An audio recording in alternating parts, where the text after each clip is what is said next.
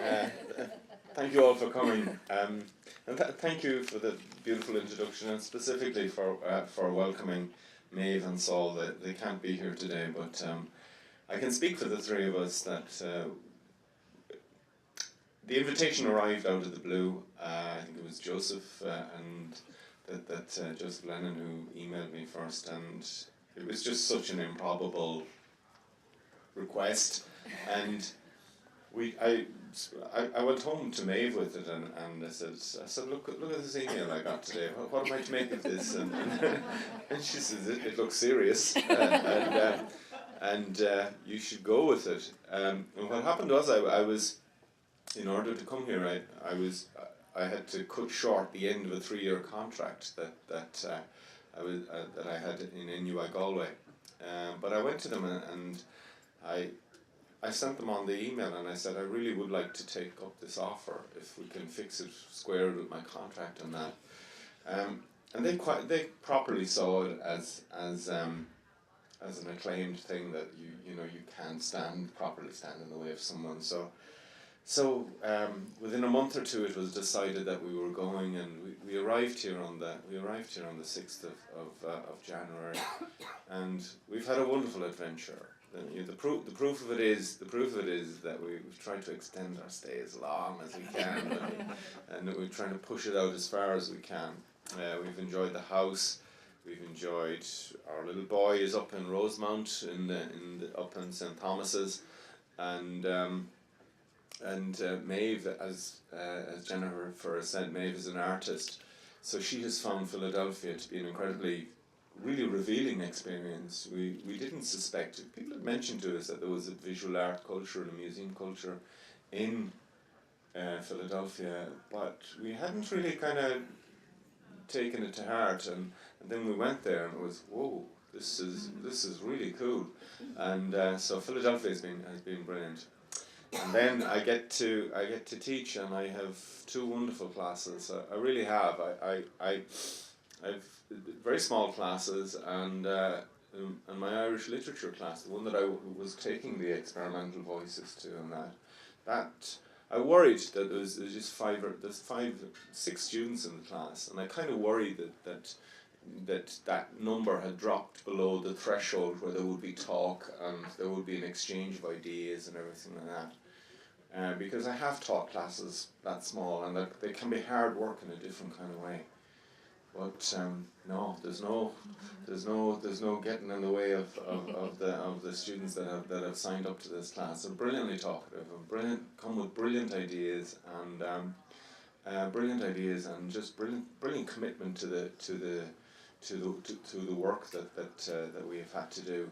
I don't think they've never been behind the reading. One of the reasons I chose to do the course was that the 6 or 7 books that I chose were on my to read list beside my bed, and I'd known the books and I'd known what they were about, but I was just so snowed under with work that I hadn't got time to read them myself. I really wanted to read them, so I said, okay, I'm going to take these 7 books and take them to America, and we'll do these together. So we read the course together. We were reading the course together, and that was a brilliant adventure. They're terrific students. They're a credit to the place, and they have a real commitment to Ireland and to Irish studies as well. A lot of them have been to Ireland and are going back to Ireland, and can talk fluently about NUI Galway and I think Belfast recently and everything like that. So, long answer to a short question. We're having a wonderful time. Thank you very much. That's great. Thank you. Mike and I were talking, we go back about 15 years or so, I guess, Mike and I, in Galway, where we first met. But we were talking about the Heimbold chair, and Mike was curious about its origins. So I should tell you something about that a little bit. It's 20 years now. Hard to believe. But I come in here and I see students who are mine who now have students here as freshmen. So how the hell did that happen? My father used to say they don't make years like they used to. And he was quite right. But Charlie Heimbold was the Villanova grad, and he was the CEO of Bristol Myers Squibb. So he was a big name on the alumni honor roll. and an obvious target for a big gift. And so the development people were trolling him all the time to find something that would light his fire, you know. And it so happened I had written a proposal for a chair. I'd been gathering dust. There was exactly this chair here to bring Irish writers to Villanova. Instead of us just going and teaching about them, instead of having writers here. We were always using the text, but the writer wasn't here, you know. So let's bring some writers here. And as it happened, Charlie Heimbold was looking through all these different proposals. As you'd expect, there were big ones from the science building, because he was in pharmaceuticals. Big ones from the business school, because he was a CEO, you know. And these people didn't have a clue when he said, I'm interested in Irish studies. They didn't know where this came from. What's this Irish studies stuff? And it turns out he was an English major. So those of you who are English, arts majors, take hope. You know? You could be the CEO of a major American corporation someday. Don't be worried, just you're sophomores, juniors now, you're not sure what the future holds. Believe me, you're gonna be okay. Not only was he an English major, his favorite poet was Yeats. So that's what attracted him to this position, and the next thing you know, he gave this very major gift, so, which allows us for 20 years now to bring distinguished writers like Mike here to Villanova. Quite a wonderful confluence of events. It is really coveted. It's a position as Jennifer had said, it's prestigious, and it really is coveted by writers. They come to have this long adventure and to immerse themselves in a renowned university and to be adjacent to a major city. So it really has everything. And I always love the story. Of the chemist like turning his back on his chemistry comrades and his business comrades and handing it over to literature and that. You know, let's have more of that type of thing. Yeah. So we myself and Jim, as Jim was saying, we have Inuit Galway in common as Jennifer has as well, and that. So I met Jim 15 years ago. Yeah. 15 years ago, met him and worked with him and did presentations with him for the summer school that he had. And Jim had a beautiful house just off the canal. Many people here. Any people here been to Inuit Galway? There's a couple of people, yeah. So it's right on the canal. Jim had a house there, and and himself and Kathy are very happy there. And so that's how we first met, and I think that's how I probably first appeared on Jim's radar. Jim probably says, "Okay, that lad is all right." Okay, that's very in mind. So I teach there now, and as I was just saying to you, the contract that I was working on, it just turned over into a permanent job. So at the age of 52, I had my first proper gainful employment in that. So that was last year. But you spent time, Jennifer. You spent time in Inuit Galway. Yeah, it's actually an interesting connection that we found out we all sort of had, was that about 5 years ago I took a year off and thought, you know what, I've never been to Ireland and I'm Irish and I have to go. And I started to talk to Dr. Lennon and we had a good conversation. He said, do you know Dr. Jim Murphy? And I said, I do, actually. We had taught together in Peace of Justice and a little bit in English. And so I went to chat with him and he said, well, I have a house in Galway if you need a place to live.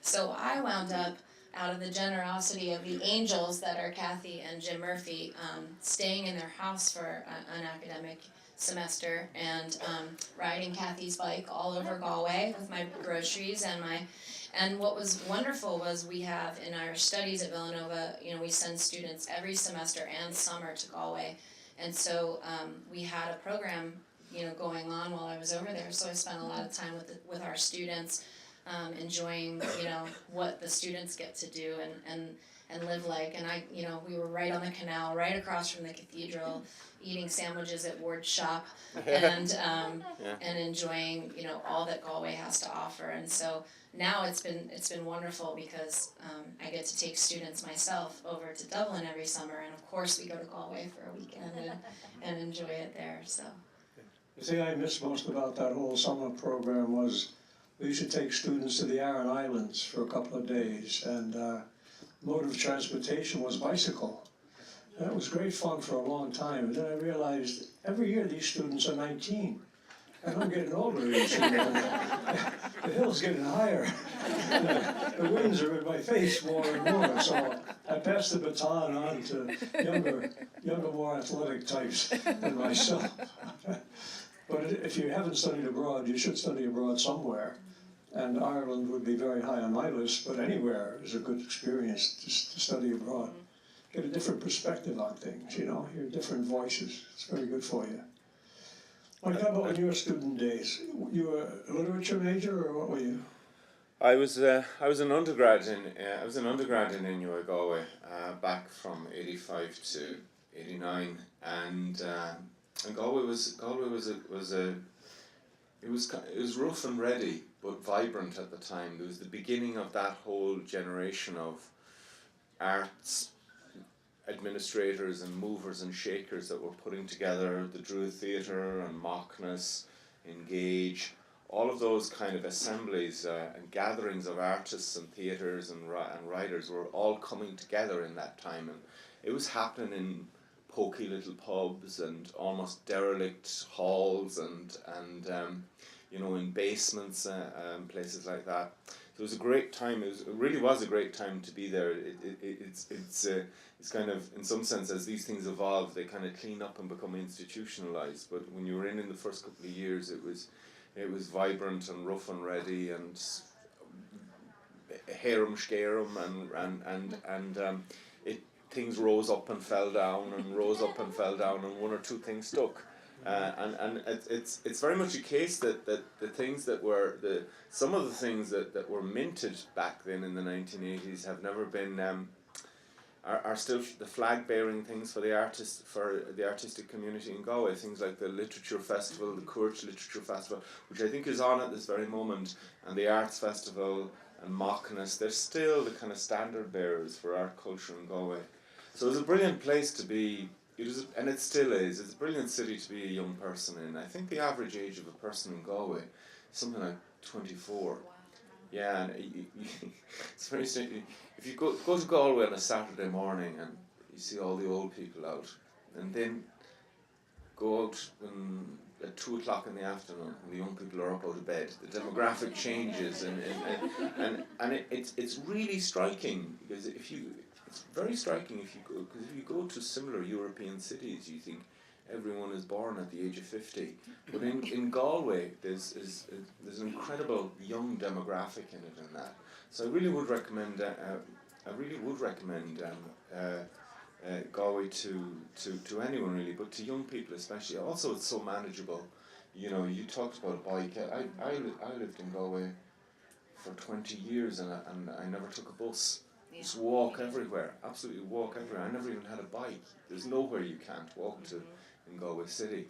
So it's completely manageable, and it's on the sea, and it has a great heritage. So it was a brilliant place to. Next year, Mike, it's the European City of Culture, isn't it? That's kind of touch and go. It is. I don't know if you've heard about this, but we put a bid in to be a city of culture, and we won it over Limerick, and we won it over Limerick and Cork and other things, and it hasn't gone really well. It hasn't gone the development and the things hasn't gone quite as well as people anticipated. And this is one of the things about Galway, is that its notion of what an artist was minted back in the 1980s, and people back in the 1980s were young, curly-headed young men and women in woolen sweaters and Doc Marten boots. Yeah. They tend to forget that artists sort of grow up and get middle-aged, and that they need a wage and that they need facilities and everything like that. So they still find it difficult to get their head around the notion that the arts money has to be ploughed into them, and they're getting to be found out. It will happen, it'll come off, but it's been a bit of an eye opener now for the city, the way that they've gone about it and that. Yeah. So yeah, but go to Galway. Like it's a great summer. It's a great summer Summertown, and someone says, I don't know how you do I don't know how you do a tap work at all in Galway. Every week there's a festival on something or other on that, and there is. Yeah. Well, many of my students are here today, and we read some of your short stories this week, and we were wondering if you would say a little bit about how you got involved with writing, like to begin with. How does that come about for you? How did it come about for me? I suppose you should know my background is a farm boy in outside Louisburgh in the west of Ireland, and you know outside my house, outside my window is green fields and sod fences and cows and sheep, and off into the distance are the hills of Moylra and Schaefery and Crowpatrick, and that's my kind of hinterland, and I was brought up in that outside the village of Louisburgh, which only has a couple of hundred people, and I was educated by nuns and priests and that, and they were I was about as ordinary a young man as you could imagine. The only thing I played GAA football and everything. I was an ultra boy. Nothing distinguished me from anyone else, except for the fact that I'm a passionate, indiscriminate reader. I would read anything, absolutely anything, and I remembered sitting at home sometimes reading things as diverse as Flann O'Brien, Portrait of the Artist, Isaac Asimov's Foundation novels, Jack Schaefer's Shane, that great Western cowboy book. I remember reading these books at the age of 15, 16, 17 and thinking to myself, I remember being transported out of myself. You know, I was in the Old West. I was, reading Asimov. I was on the moon. Reading Flann O'Brien. God knows where I was in that. But I remember thinking that's such an extraordinary thing to be able to do to someone, to lift them out of their world. So I'd love to be able to do something like this. I really would love to be able to do something like this. This is such a powerful enchantment. But there was one difficulty against that. Writers didn't come from my background, and farm boys from Mayo didn't become writers in that. So that I had that for a long time. I had that kind of cross, I suppose, for a long time. Couldn't conceive of myself as a writer. Writers did not come from my background. And I came across an American writer called Thomas Pynchon, and he just took the head clean off me when I read it. He really changed my notion of what literature could be. It could be brainy and it could be cartoonish, almost all in the same sentence, in the same paragraph and that. But he published a collection of his juvenilia called Slow Learner. And there's a brilliant introduction to that in which he talks about his own development as a writer, how he was at Cornell and all the mistakes and all the borrowing and stealing that he did from other writers and all the misgivings and insecurities he had. I remember thinking, I could write this essay. This is my essay. This is everything I feel is in this essay. And reading that kind of gave me, I thought, okay, if the great man has these misgivings and insecurities, it's okay for me to have them. So I took off from there. And that was, I've given that essay to a lot of young writers, and it seems to have kind of put their mind at rest a little bit on that. So I started there and I started writing, and I spent all my 20s writing my first collection of short stories in a bar in Salt Hill. I lived over a pub in Salt Hill. It was the Cottage Bar. It's halfway out beside PJ's. Yeah, he lives right beside it. Yeah. So I lived over. If you ever get to Salt Hill, it's turned into a hotel now. There's a bar called the Cottage Bar, and I lived right over the front door. And I lived in a room that was. It was this wide.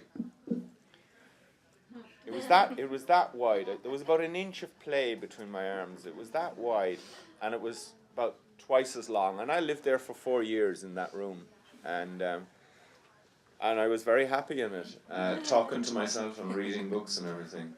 So that's really where it came from. Those are the beginnings, and those are the beginnings that I made as a writer. I spent years writing short stories, and I sent them off to magazines and journals and that, and I kept getting the usual rejections, and I won 1 or 2 prizes, and I was very lucky not to win a prize as well. I got shortlisted for I was shortlisted for the Hennessy Award, which is the big kind of, it's the award you want to win as an apprentice, as an apprentice and as a journeyman. And there was 12 of us for the prize, for the fiction prize, and can't believe how arrogant you can be as a young person. But I read the whole lot of them the night before, because I gathered them through the year, and I read the whole lot of them, and I thought, oh, there's only one way this is going to go now tomorrow. So I went off to the prize giving, and the person who was the poet was Vona Groark, and Vona won her section, and since she was a well placed bet. She's a brilliant poet, and she was brilliant then. She's kind of, Vona had kind of achieved maturity and adulthood kind of very early as a writer, and that, and the announcement, they announced the prose fiction winner, and it wasn't me, and I could not get over it. I just could not get my head around it, and I went home. It was a sadder, more disillusioned lad that went home on the bus that evening, but in a fit of pure temper, I sat down and I wrote two of my best stories, just out of pure rage and that. So I often consider myself very, very lucky that I didn't win that prize at the time, and that was back in 1993, and as it happens, I was inducted into the Hennessy Hall of Fame there 3 or 4 days ago, even though I never won the prize. So, Well, Mike, in those days, how were you getting by? Were you working and were you writing full time, or how did you go day to day living? yeah. I was in my it really was all the same in my 20s and 30s, and that I was, because there was just myself. I wasn't married. I wasn't in a relationship. I didn't really. I was a floor sweep. I used to clean out butcher shops. I was a window cleaner. All of these things. I'm much more prized having time on my own to think. Found that much more valuable to have my own time, and I was much more carefully guarded it and everything like that. When I got into my 30s, I thought, and I was beginning to find it more difficult. I got various writers in residency programs, and then I picked up a few teaching jobs here and there. And I was a writer in residence, and a person came to me and she said, you could do this job. She says, I'm leaving, I'm going to England, and I'm going to Liverpool. But she said, for the last couple of years I have been teaching mature students basic essay writing. That she said, it's my job to take them from a 200-word essay to a 2,000-word research essay in 1 year. It's so that these students can be brought up to university level in 1 year. It's pretty intensive stuff, but she says, I'm convinced you can do it. So I did that for 15 years. I worked in adult ed for 15 years, and that was the kind of one paycheck that myself and Maeve could rely on, that we get paid for 8 months of the year on that kind of thing. The other 4 months were the summer months, and those are the months where we were scratching around looking for money. But that was the one paycheck that we had, and that was good work. That was work that really made a difference in people's lives, and that it was brilliant to people coming in, had no suspicion that they were students, had no suspicion that they could write, and then some people finding out that they're naturals and that they're genuinely gifted and having no suspicion of that. Did it influence your own writing? Was essay writing so different from what you do? It didn't. No, it didn't. And that was one of the reasons why I walked away from it in the end. A couple of reasons, because one of the things that I was doing immersed in for the last 2 to 3 years of my teaching was I was writing Solar Bones, and Solar Bones, as you know, is a continuous outpour. And gradually, my grasp on grammar and punctuation began to seriously falter in the last couple of years of my teaching, and I thought I better stop and out while I'm ahead and while I have a reputation for being a decent teacher, because that was and those other things as well. You kind of the emotional commitment you make to these adult students and that as well is a huge thing. But I left just I think just at the right time. I left just before before my sense of how to place a full stop and how to place a comma was totally squandered in that. Yeah. Well, what was the daily practice of writing Solar Bones like for you? I mean, did you force yourself to sit in a chair for X amount of hours a day? Did you write late in the middle of the night? Did you pull the car over and have an idea? Like, how did it take shape and form? I'm going to answer that in a strange way, and I'm going to say this. I have no memory of writing Solar Bones, and I mean that literally. And this came to me. I spent about over 5 years writing it, and this came to me in. The book was published in May of 2016, and in April of 2016 I sat for an interview with Arminta Wallace of the Irish Times, and she asked me a question about the composition of the novel, and I suddenly realised I have no memory of writing this novel, and I know that because I have 4 other books, and I can tell you everything about those other 4 books, but this one I don't. Now there's a couple of reasons for it. The first reason is an existential reason. I sent it out to my agent at 2:30 in the morning, and at 9 o'clock, 8 o'clock the following morning, myself and Maeve got into a car, went into Galway, and we became parents. Okay, so my son rose up between me and the book, and I can't see the book. But there's a suspicion as well. I've always had this suspicion that I didn't so much write it as take dictation. That I listened to this man, this middle-aged man who came and spoke to me, and who seems to have been decent company for 4 or 5 years while I spoke to him, and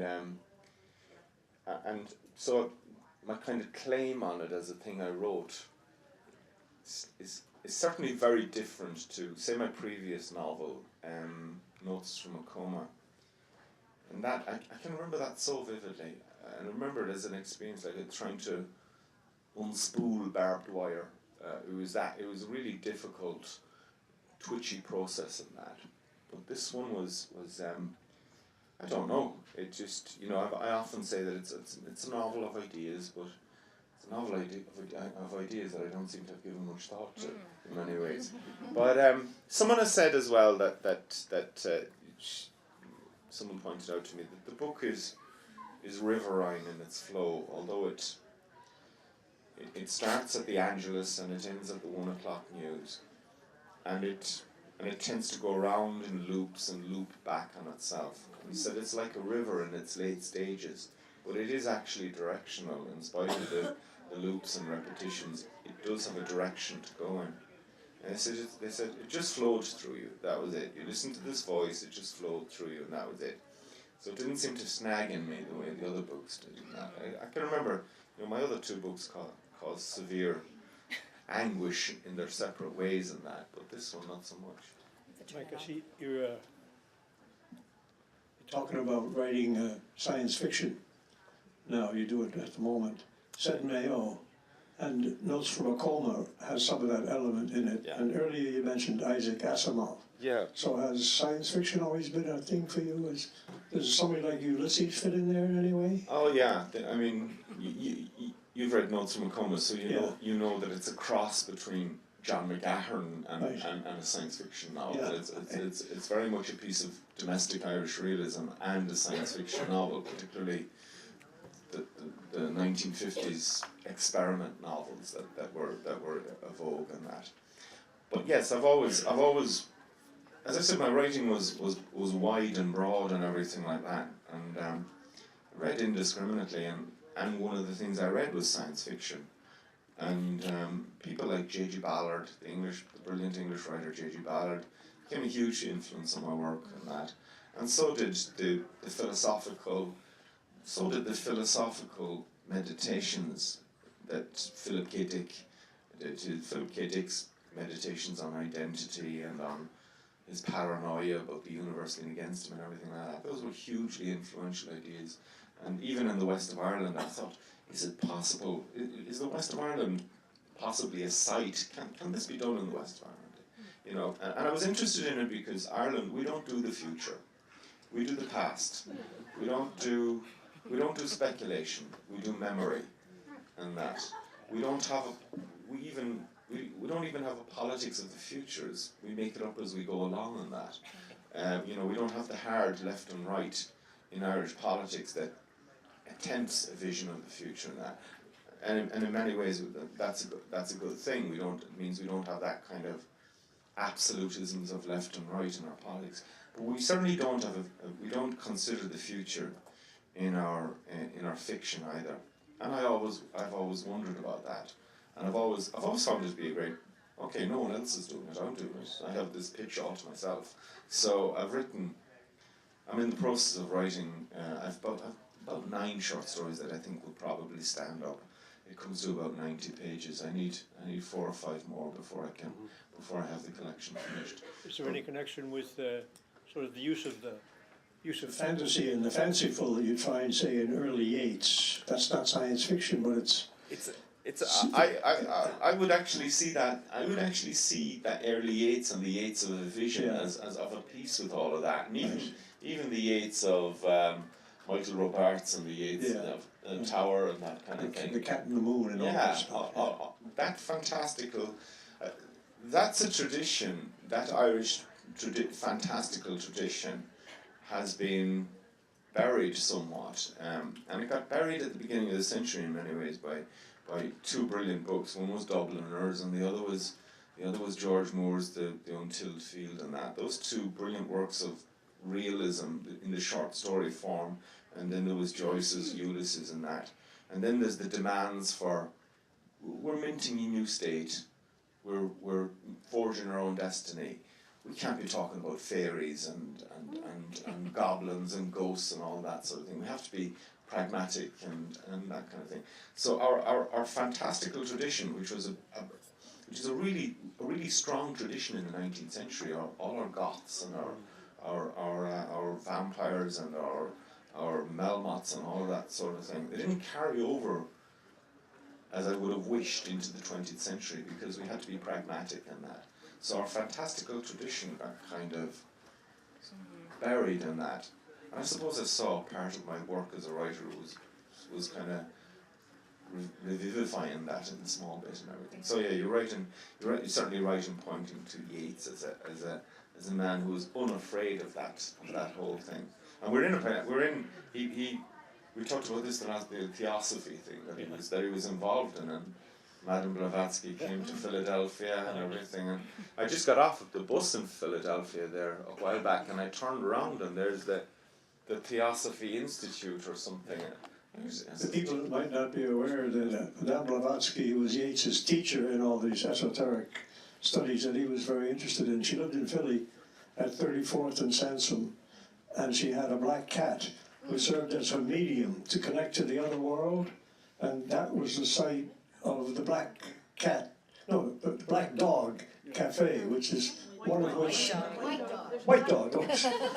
So it was the Black Cat Craft Shop. The Black Cat Craft Shop and the White Dog Cafe, one of which is now in Haverford and one of which is in Wayne. But that goes back to Madame Blavatsky and indirectly, I guess, to Yeats. I didn't know that Madame Blavatsky had come. I thought she was I thought Paris and London was her kind of beat in that. And okay, so there's black cats, because one of the things I did when I was in Philadelphia was I went to the Edgar Allan Poe house, and downstairs in the basement he wrote the Black Cat in Philadelphia, and downstairs in the basement there is a black cat, and I have one of the best photographs I have is of Saul down there with the black cat in the thing. Jenny, you want to let the students ask some questions? the audience? Yeah, I thought maybe if I might ask Mike to read a little bit from Solar Bones before we open it up to questions. And you mentioned Dubliners, and whenever I teach the Dead in my class, I invite Jim to come in and kind of give his 2 cents on it. And he always says, how can we get so much from a story where nothing happens, nothing's happening. And I think in some ways, for me, reading Solar Bones, the last 40 pages, I found to be just absolutely exquisite prose about the ordinary. And I think I've picked out a passage I wondered if you might read, and it's probably not one that you would hear most often read at a Solar Bones reading. It's this last one, The one about I the think. This knife, one, the is it? coffee shop. I was overwhelmed. Yes. Okay. So you can Okay. start here and then Okay. Yeah. And This it is goes at there. okay. It's not long. No, this is where Marcus goes away. He's on his return journey and that, and he's just about he goes into a coffee shop, and he just has a club sandwich, and he sits, and this is a little cafe restaurant that I know quite well in Westport, and he says, so he sits down and he says, this moment here, this crowded room with its clutter of chairs and tables, these people with their separate thoughts and lives. I was overwhelmed with a sense of what a strange privilege it was to be able to sit in this coffee shop among other people who did not wish me any harm and who would, more likely than not, be happy for me if they were to know that I was having a good day, that my wife was on the mend, and that my car had started, and that this was a tasty sandwich, and that the sun was shining outside. None of these people would begrudge me any of this, and all would appreciate the expert way this sandwich was put together, and how everything about it revealed a degree of attentiveness which went beyond mere expertise, and spoke something of a care and a commitment which was gently humbling.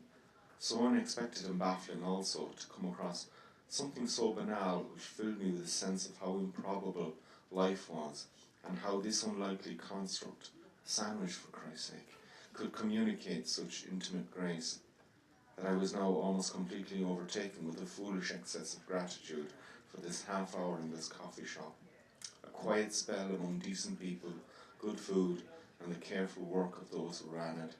So that from one moment in which time and space seemed to plummet through me in terraced depths, which had me reaching out to grip the edge of the table, I had a rushing sense of the cosmic odds stacked against this here and now.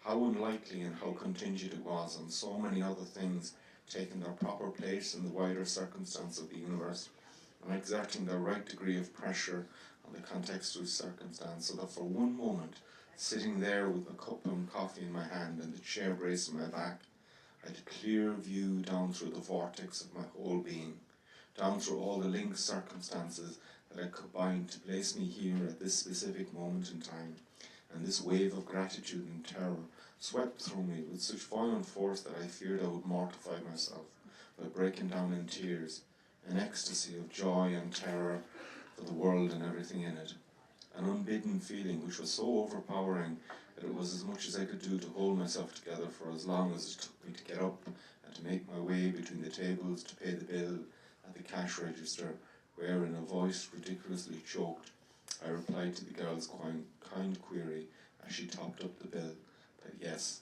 everything was fine, thank you very much. So that's Marcus. Thank you. That's Marcus. That's Marcus kind of overwhelmed on that, and and it's, you know, sometimes people ask me if there's one idea I share with Marcus, and one recurring idea I share with Marcus, and he's not autobiographical in any sense, but I do share his astonishment at the fact, and I think it's this out of this place that I write. I do share this astonishment at the fact at being alive, when, as someone else has put it, the odds against you being here as you are at this moment are so overwhelmingly stacked against you, and that, but yet, and think about it, think about the causal sequence of events that has to hold their proper alignment right back to the Big Bang for you to be here as you are at this moment. You know, and one twitch, and the whole thing flies asunder, but it hasn't. And Marcus suffers from, he's frequently almost crippled with astonishment that he is here at all. And I think that's an idea it's an idea I share with him, and it's certainly, I think, the place in many ways out of which I write. You're not given to such astonishment, Jennifer, are you? No, Are you? I am. Are you, Jim? Do not ever strike you that this is so improbable. Oh, yeah. Oh, yeah. Yeah, it's, as I say, It struck me that you arrived here in the States on the Feast of the Epiphany. there you go. I didn't put that together, I have to say. And as an Irishman, I should have had an eye to that kind of thing, yeah. So maybe we can open it up for questions, and we have the microphone, so I'll run it over. Questions for Mike and Jim?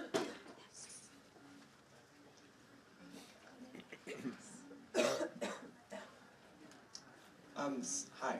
Hello. So we talked a lot about in Dr. Joyce's class, like the familiar structures of Irish families, and throughout all the works we've read, it seems like pretty unique. So I was wondering if you could talk about what makes like the Irish familiar structures pretty unique and good to translate into sort of like literature that we've read. Irish family structure and that, yeah. You're right. The Solar Bones is about many things, and one of the things is that it's about Marcus being a family man, and he's a father and a son and a brother, and all the father, son, and brother, and he tries to give good counsel to his son, but I've an awful feeling it's fallen on deaf ears. And that's a theme. Family is a theme that recurs to me, comes back to me. I'm not unusual in that as an Irish writer. I am unusual in that fathers and sons are a recurring trope in my work. That's not unusual as an Irish writer. What is unusual is that my fathers and sons get on very well. The fathers are not the sullen, oppressive presences that they are in so many Irish writers, specifically John McGahern, maybe Patrick McCabe, and so on, and that. My fathers are benign, good, well-meaning men who want the best for their sons and want the best for themselves, and that. Obviously, there's a bit of there's kind of wishful thinking on my part there, because I lost my dad very suddenly at the age of he was 47. And in an incident that no fiction writer would chance, he was one night in a pub, Gaffney's pub in Louisburg, and the man beside him got a heart attack and fell to the ground, and he died. And my father went to his funeral 2 nights later, and he had 2 pints, and he came home, and he went into bed, and he died of a heart attack, with no warning, with no anything like that. So I lost at a crucial age, at the age of 18. I lost my dad. So I have fathers keep recurring in my work, and they're always good, decent men. It's very strange. Like many another Irish son, I'm very close to my mother, but I don't seem to have bothered writing about mothers at all. I know a bit about them, so I don't seem to have any real reason to write about them. But certainly there is a sense of the sense of an Irish extended family was a big thing to me. As I say, at about the age of 3 or 4, I was coming and going to my grandparents' house in North Mayo, and I was coming and going for the summers, and I obviously loved it there. And North Mayo is different to West Mayo. North Mayo is really flat and huge skies and broad horizons and that. And I seem to love it. And I said to my parents who were going back to England, I said, I'm fine here. You go on ahead. I'll stay here with Nanny and Grandad. Excuse me. How old were you then? I was about 4 years old when that. 4 years old. Yeah, I was certainly younger than my little boy at the moment. I look at him and I think, whatever made me say that. But I was really happy. So I lived for 2 or 3 years with my grandparents on this farm in North Mayo. My parents coming and going, every 4 or 5 months and that. And it was and I was perfect. Really valuable experience. And it's not unusual. But one of the things I remember, I look back, and one of the realizations I had as a child was that I was among my family. my aunts and my uncles and my grandparents, they were my family. I understood that. And so I understood myself to be safe and loved, and that was all good. That was all good. I have big families on both sides. There's 17 or 18 kids in my mother's. There's 8 or 9 kids on my dad's side and that. And so I've grown up with this sense of an extended family, and that finds its way into my work. Certainly, fathers and sons are a big recurring thing in my work. Does that help? Yeah, thank you. Thank you.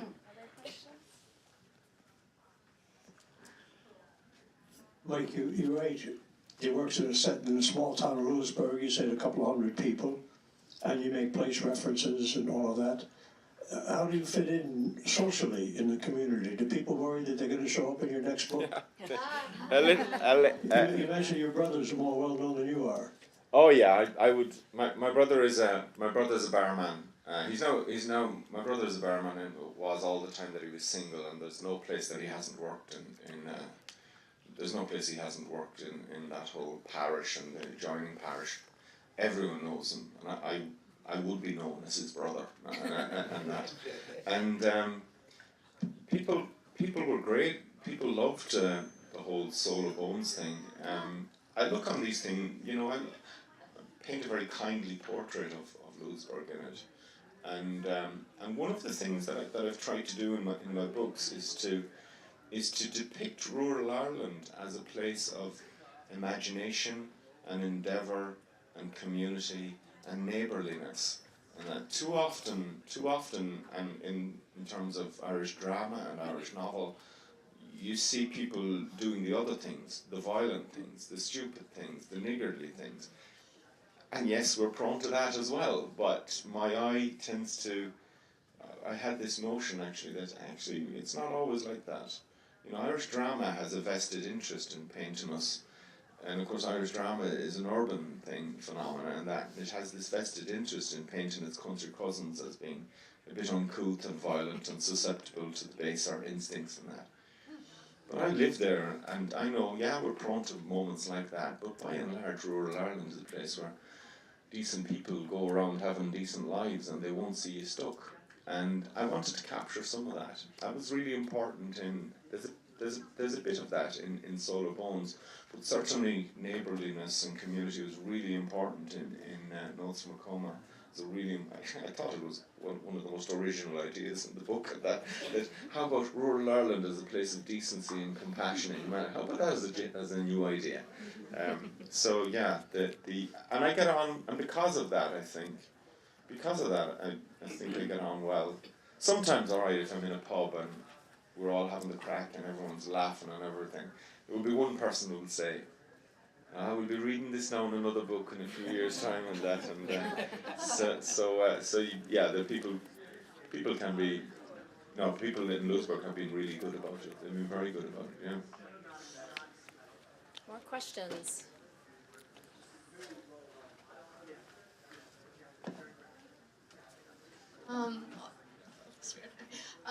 First, thank you for hosting the event, and thank you for coming and speaking with us. Thank you very much.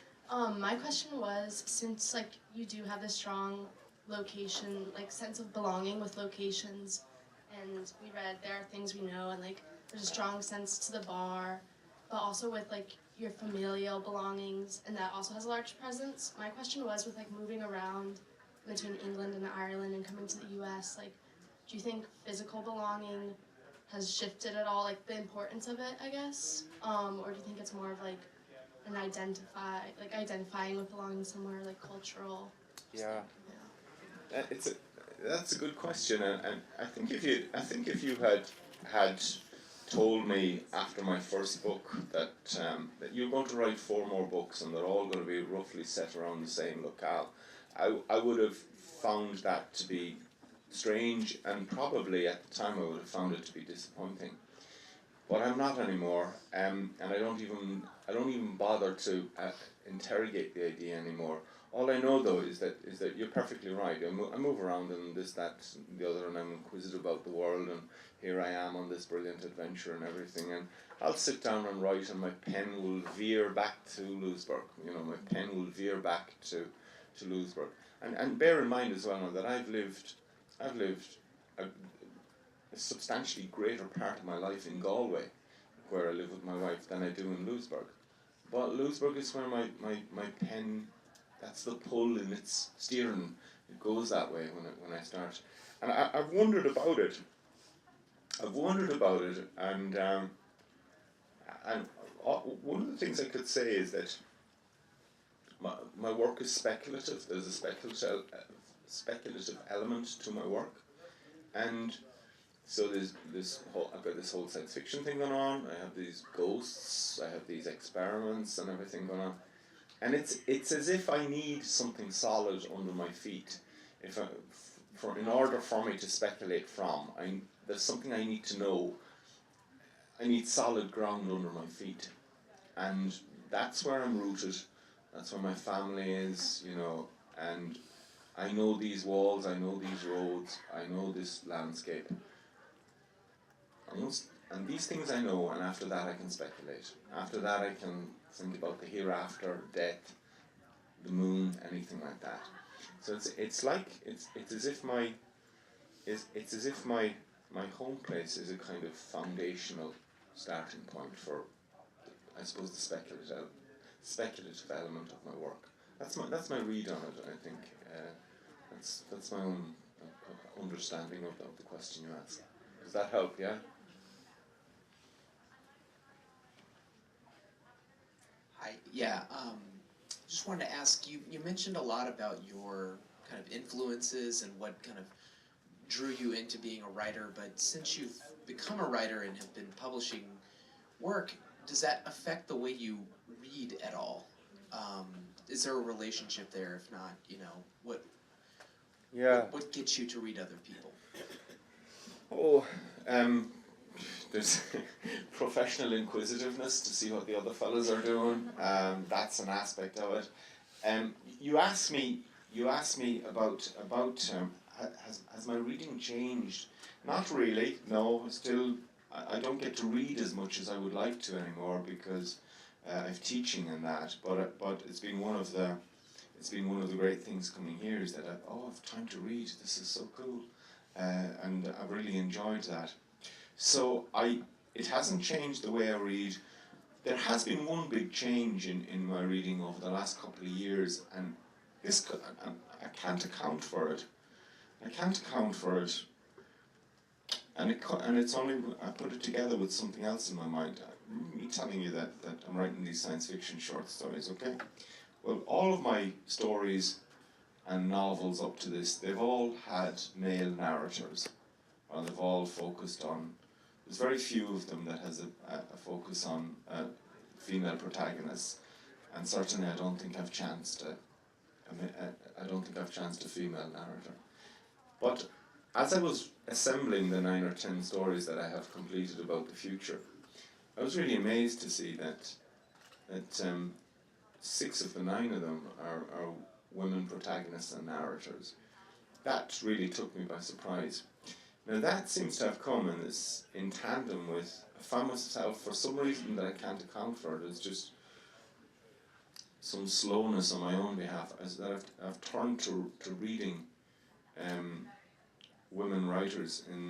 I always read women writers, but the most decisive reading that I've done over the last couple of years has been women writers. The novels that I covet, and admire over the last. The 2 best novels I read in the last year is one of them is Elena Ferrante's Days of Abandonment. It's a brilliant book, but I'm not giving away anything when I tell you that it's about. It happens in the first paragraph. A man gets up from his table with his wife and 2 kids, puts on his jacket, and walks out on his marriage, and what happens after that is 180 pages of an Italian woman going stone mad, and it's just brilliant. It's an extraordinarily passionate book. But the best novel, the one that I really covet, the one that made me really envious, is a book by Melissa Kerangal, and it's a book called Men the Living to Men the Living, and it's about a young man, a 19-year-old man who gets up in the morning in northwest France. Gets up in the morning and meets his buddies, and they go out to they go out to surf at 6 o'clock in the morning.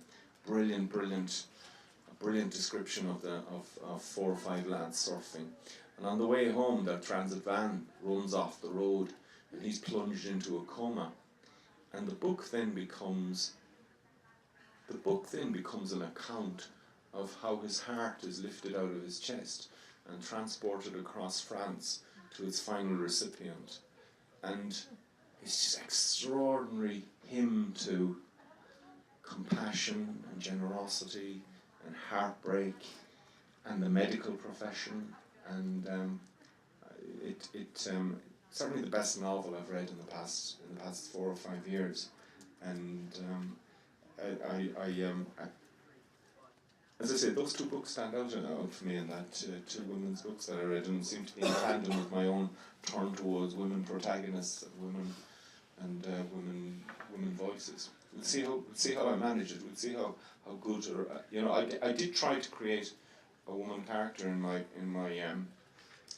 first novel, Crow's Requiem. It's generally thought that I did a bad job of it, and that I created a man's fantasy of a woman on that rather than a woman's woman. Where are these women from? Which one? They're from the future, Kathy, and they're from the future. And one of the things that prompted it was, I don't know if you saw it, but that about 3 years ago, it's now about 3 years ago, or Saudi Arabia granted full citizenship rights to an android, a female android. If we can talk about a female android, they gave full citizen rights to a female android called Sophia, and she gave a press conference, and it was really odd because she had more human rights than the women in Saudi Arabia. And that was one of the things. You can look it up. She gave an interview, and she's been interviewed a couple of times in that, and she's kind of ever evolving in that. And that was so that was one of Kathy. That was one of the places that came from on that. Well, where would I find a woman like that? Well, you can look it up. Sophia the android press conference. Sophia? Sophia, yeah. Sophia. Sophia, yeah. Okay. And she gave a press conference and talked about how pleased she was to be made a citizen of Saudi Arabia. So I think we have time for one more question. I want to be mindful of the class change. A lot of you are getting to classes. And then we invite everyone after this last answer to join us if you can stay for a small reception, and we can continue to chat. So here you go. First of all, thank you so much for coming. Oh, pleasure. It means a lot to all of us. I want to ask you about how a lot of Irish literature is influenced heavily, or at least like a little bit, by Catholicism. And you did mention how you were taught by nuns and priests growing up. Do you feel like Catholicism or religion in general has heavily influenced your writing, and why or why not? Yeah, without a doubt, it's been a huge reservoir of it's been a huge reservoir of stuff to draw on as a writer. I was an altar boy between the ages of 7 and 13.